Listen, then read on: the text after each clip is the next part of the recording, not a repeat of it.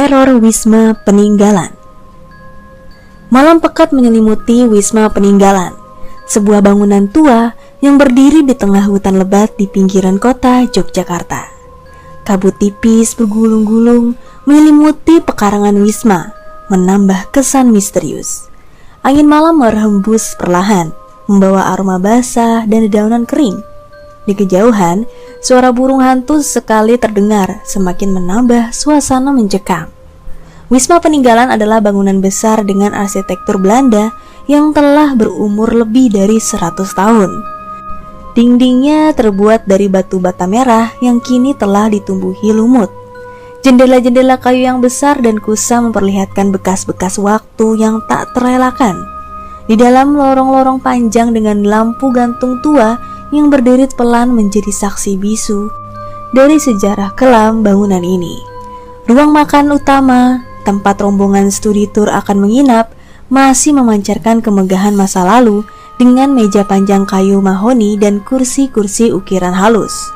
Malam itu, tepat pada pukul 9 malam, rombongan studi tour dari sebuah SMA di Yogyakarta tiba di Wisma Peninggalan. Mereka baru saja selesai mengikuti kegiatan di Museum Sejarah Kota dan dijadwalkan menginap di wisma tersebut sebelum melanjutkan perjalanan esok harinya. Malam itu, suasana wisma terasa sangat mencekam. Rombongan siswa yang berjumlah 20 orang beserta 3 guru pendamping tampak lelah dan segera memasuki wisma untuk beristirahat. Bayu, seorang siswa kelas 12 yang terkenal pemberani, berjalan di depan rombongan sambil menyalakan senter di ponselnya. "Ayo cepetan, kalau terus di luar bisa masuk angin nih." Linda, sahabat Bayu yang selalu penasaran dengan hal-hal mistis, mengikuti di belakangnya sambil berbisik. "Bayu, kamu dengar cerita tentang wisma ini enggak? Katanya dulu tempat ini pernah jadi saksi bisu pembantaian saat masa penjajahan." Bayu tersenyum tipis, menunjukkan ketidaktertarikannya. "Ah, itu cuma cerita buat nakutin aja, jangan terlalu percaya." Namun malam itu, mereka semua akan menyadari bahwa cerita tersebut bukan sekedar legenda. Saat mereka semua telah berkumpul di ruang makan utama, Pak Herman, guru sejarah yang memimpin rombongan, memulai pengarahan. "Anak-anak, sebelum tidur, saya ingin mengingatkan kalian untuk tetap bersama-sama.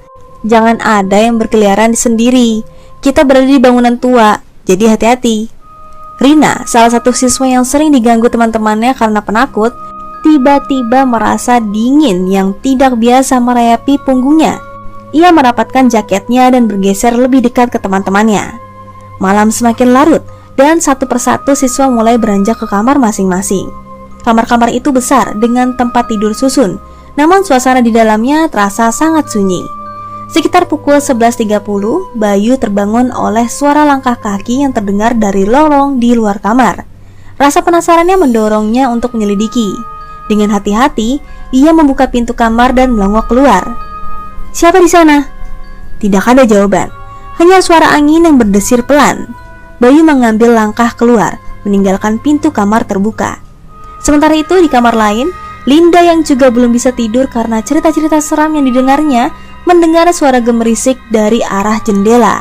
Dengan tangan gemetar, ia membuka tirai dan terkejut melihat bayangan hitam berdiri di luar, menatapnya dengan mata merah menyala. "Ah!" Teriakan Linda membangunkan semua orang.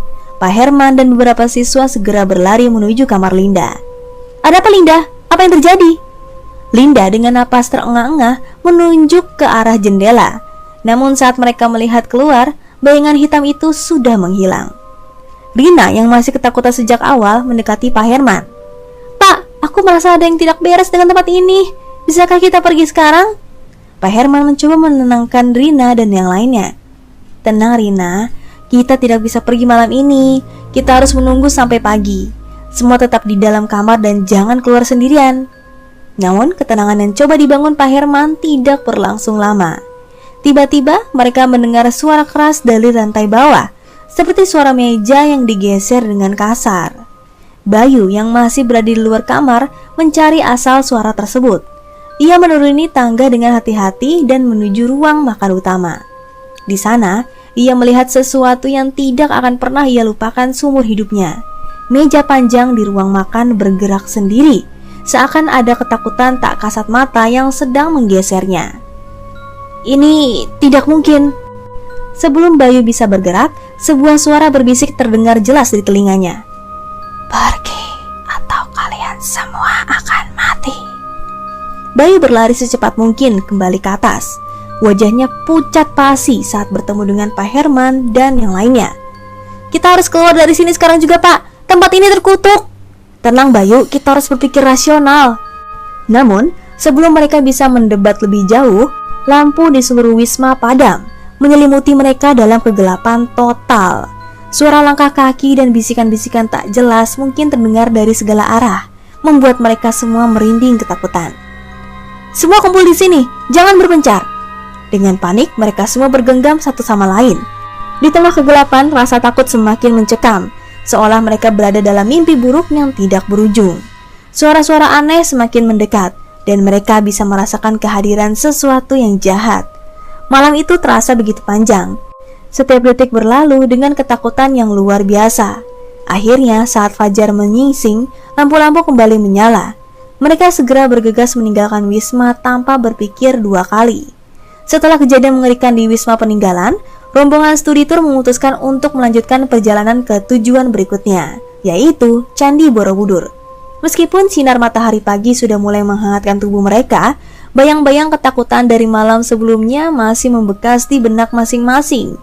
Di dalam bus suasana sunyi dan tegang, tidak ada yang berani membahas apa yang mereka alami.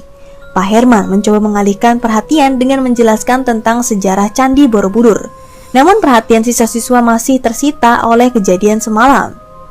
Anak-anak, kita akan tiba di Candi Borobudur dalam waktu sekitar 1 jam. Mari kita manfaatkan waktu ini untuk bersantai dan bersiap-siap menikmati situs bersejarah ini. Bayu duduk di belakang bus, menatap keluar jendela dengan pikiran yang berkecamuk. Linda duduk di sebelahnya, masih terlihat pucat. Bayu, menurutmu apa yang sebenarnya terjadi semalam? Bayu menghela nafas panjang, mencoba menenangkan pikirannya sebelum menjawab. Aku juga gak tahu Linda, tapi satu hal yang pasti tempat itu memang berhantu. Lina yang duduk di depan mereka menoleh dan ikut dalam percakapan. Kalian tahu, aku pernah dengar kalau tempat seperti itu biasanya dijadikan tempat ritual oleh orang-orang zaman dulu. Mungkin ada sesuatu yang kita ganggu. Linda mengangguk setuju. Mungkin benar, kita sebaiknya lebih hati-hati lagi. Sesampainya di Candi Borobudur, suasana mulai sedikit mencair. Keindahan dan kemegahan candi seolah menghapus sejenak kenangan buruk dari wisata. Mereka berjalan-jalan, menikmati relief-relief yang menghiasi dinding candi sambil mendengarkan penjelasan dari pemandu wisata. Namun ketenangan itu tidak berlangsung lama. Saat mereka mendekati bagian atas candi, Bayu merasakan ada yang aneh. Suasana sekitar terasa begitu sunyi, seolah semua suara terendam. Ia menoleh ke arah Linda yang juga tampak kebingungan. Linda, kamu merasakan ada yang aneh gak? Linda mengangguk pelan. Iya, suasananya berubah. Mereka berdua memutuskan untuk menjauh dari rombongan sejenak, mencari tahu apa yang sebenarnya terjadi. Saat mereka berkeliling, mereka bertemu dengan seorang wanita tua berpakaian tradisional yang duduk di sudut candi, tampak termenung. Kalian adalah rombongan yang menginap di wisma peninggalan, bukan? Bayu dan Linda saling berpandangan kaget. Bagaimana wanita tua ini tahu? Iya Bu, kami dari rombongan itu. Ada apa ya? Kalian telah mengusik ketenangan mereka yang sudah lama bersemayam di sana. Roh-roh itu kini mengikuti kalian. Linda terkejut. Apa yang harus kami lakukan, Bu? Wanita tua tersenyum lembut, namun sorot matanya menyiratkan kekhawatiran. Hanya ada satu cara untuk mengusir mereka. Kalian harus kembali ke wisma peninggalan dan melakukan upacara permintaan maaf. Jika tidak, mereka akan terus menghantui kalian. Kata-kata wanita tua itu membuat Bayu dan Linda semakin resah. Mereka kembali ke rombongan dan menceritakan apa yang mereka dengar kepada Pak Herman. Pak Herman yang awalnya skeptis kini mulai merasa bahwa sesuatu yang serius memang sedang terjadi. Baiklah, kita akan kembali ke wisma peninggalan malam ini. Kita harus melakukan upacara permintaan maaf seperti yang dikatakan wanita itu. Malam harinya, mereka kembali ke wisma peninggalan dengan perasaan was-was di bawah bimbingan wanita tua tersebut.